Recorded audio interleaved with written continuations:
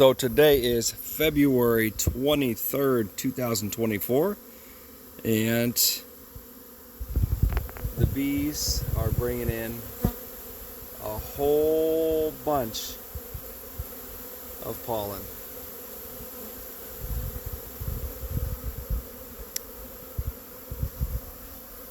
The majority of the pollen, vast majority of the pollen coming in today is from maple trees, silver maples.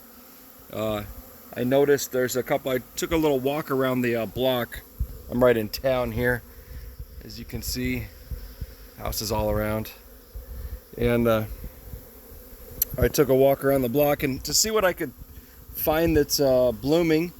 And to my surprise, the crocus, what the saffron comes from. Crocuses are blooming like crazy, and I never even thought about those. And I didn't see any bees working them, but I imagine they are. Lots of dandelions. And the bees are actively working the dandelions.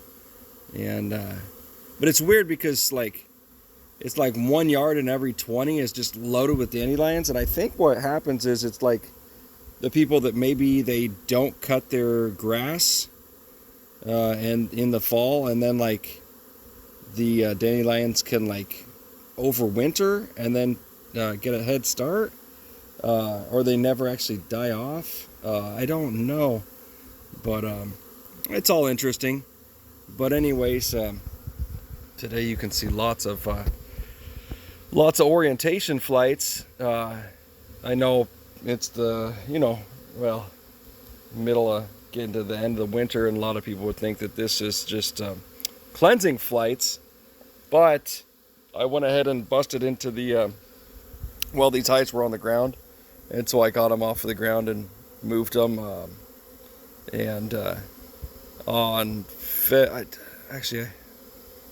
I'm not sure the dates, but I know on February 2nd, that's when they were still on the ground.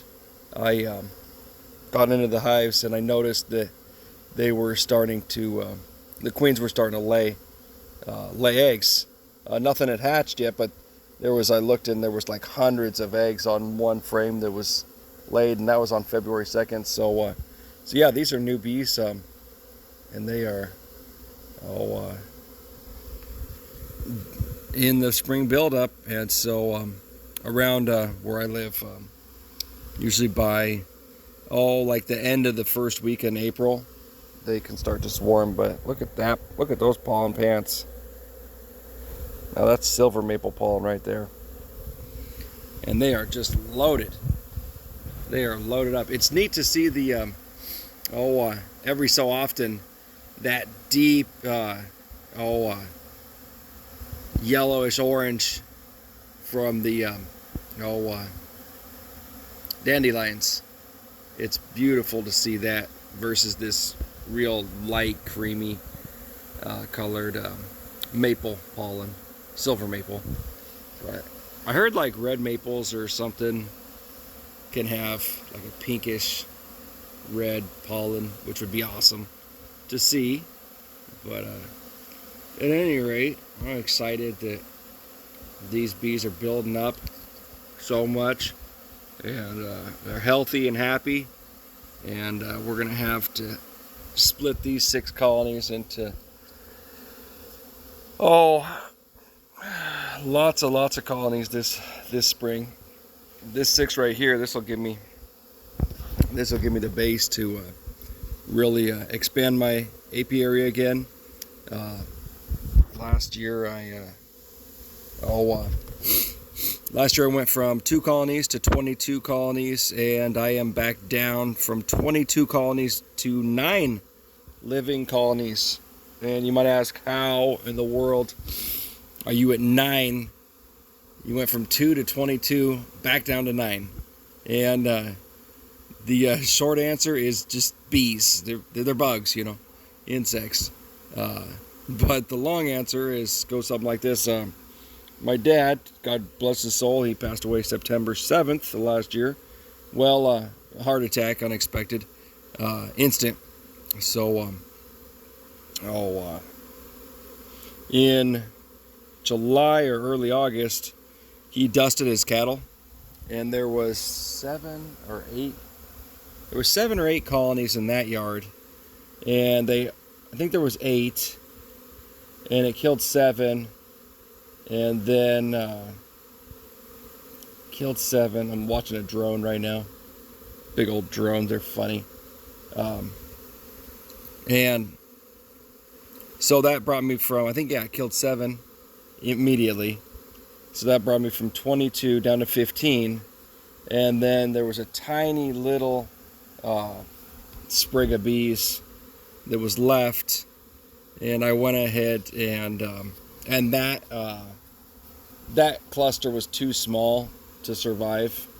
And it died in a cold snap we had. Looking back, I probably wouldn't have done anything different because it was just, I don't know. I could have added those killed the queen and added those bees to another one of these colonies, but it's not. It's in a different yard, different. And I was like, I really just didn't bother with it. Didn't worry about it. It was like, if they make it, they make it. If they live, they live. So anyways, I went ahead and that brought me down to 14, because that's 8.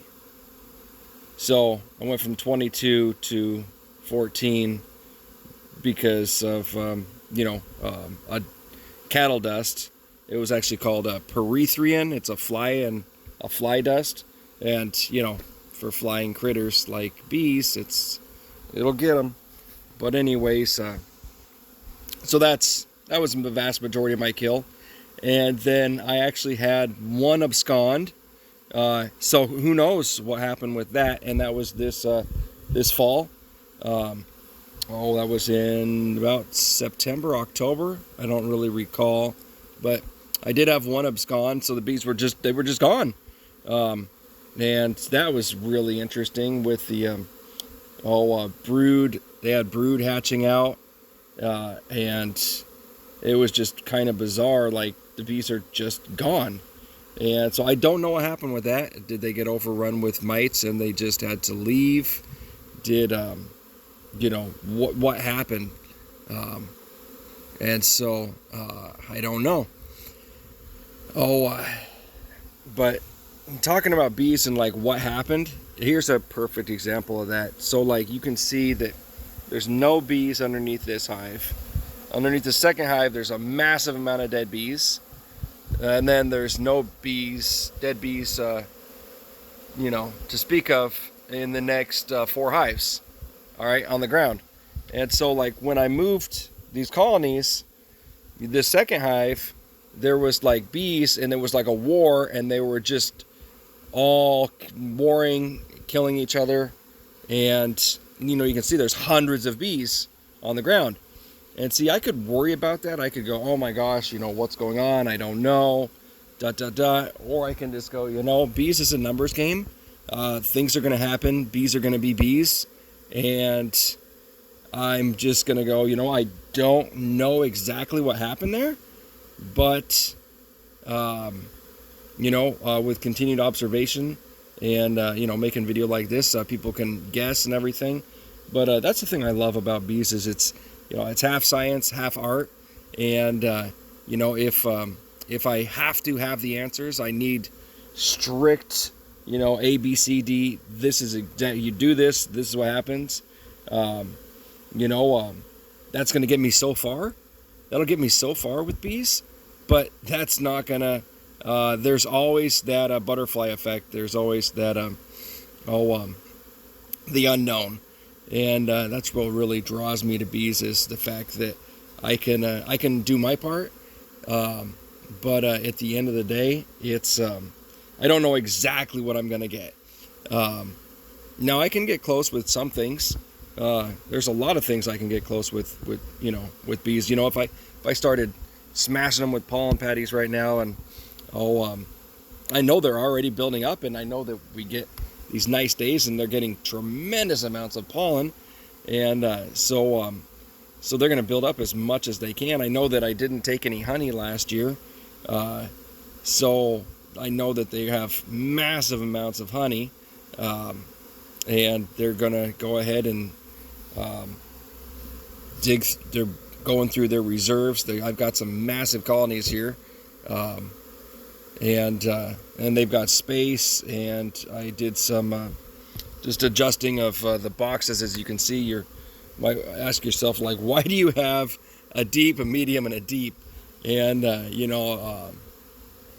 what I'm going to do is I'm going to do a walk-away splits here in a month, 5 weeks. In 5 weeks, I'll do walk-away splits. April 1st. I gotta wait till April around here before I start splitting. No splitting in March. It's just not enough. The drones aren't out yet. The temperatures are too cold. You want to make sure, and when they start making those when the queens start emerging, say, the middle of April. By that time, we'll get some of those 70 to 75 degree days. We just inevitably, and they'll get bred a lot better, and by that time, it's just a lot more ideal. Now, if I was up on top of that hill, the weather's a lot different up there. I'm in what you call a banana belt, so it's a lot warmer, and so I can get away with things that if I was, say, in Spokane or in Boise, up at a higher elevation, I wouldn't. I would wait another couple weeks. I would be a couple weeks behind, but there's just so many nuances and so many. That's a perfect example. There's so many nuances, so many little things that go along with bees that you can really just go down the rabbit hole of this and that and that and this, but that's what I love about it. There's so much to it. It doesn't end, and it's just fascinating to me. Absolutely fascinating. You can see a lot of the last year's last year I fed them sugar, and you can see that sugar went ahead and solidified in the cells, and you can see a lot of these bees. See this this hive right here, and there's another one down there. They're actually just pulling out that crystallized honey, or sugar, I should say. They're just pulling it out and just getting rid of it, and so that tells me. What does that tell me? That tells me that they're actually, look at those pollen pants right there. Just tremendous. Anyways, that tells me that they are building up, they want that room in those cells to raise brood, to raise bees, and they do not need that for, for energy, for sugar, to feed the hive. And so, hey, you know what? That's all right. I'm actually, I'm glad that life happened last year and I didn't pull honey, because what I've seen is when I've got boxes right now that are just still packed with honey. Now the bees, it's amazing how much they went through, but I don't have to worry about anything starving out. And I think that's really gonna give me a head start on beekeeping this year. As far as how will that give me a head start, that'll give me a head start because I'm gonna have lots of resources that I can go ahead and move into my nukes. When I go ahead and do my splits, I'll know that when I equalize, that the bees just have a tremendous amount of resources. Say if it got cold in April and it was rainy and dreary and the bees just couldn't get out to collect pollen and nectar. I know that they've got a lot of resources, and I mean, gee whiz, I just saw one that had the most pollen I've ever seen in my life. It had like pollen stuck on. It was, oh man. It was to pollen pants what synthol is to bodybuilding. It was just amazing. So,